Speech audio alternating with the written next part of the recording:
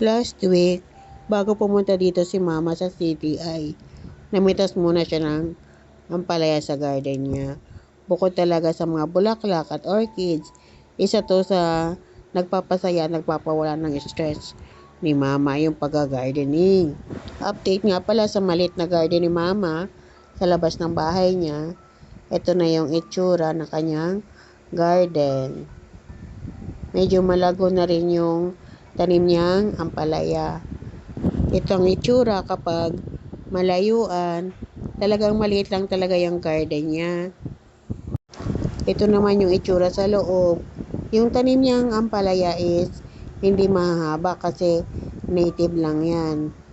Nakakatuwa nga kasi ang daming bunga. Kahit anong luto ng ampalaya pwedeng-pwede na. Inihaw, nilaga, ensalada, may itlog, adobo, pwedeng-pwede nang gawin. Malaking tipid kasi hindi na sila bibili ng ampalaya sa palengke. Pipitas na lang sila ng bunga sa maliit nilang garden. Kaya ito yung nakuha niya nung araw na yun. Hinati niya yan. Iniwan niya yung iba sa bahay. Tapos yung iba naman dinala niya dito sa akin.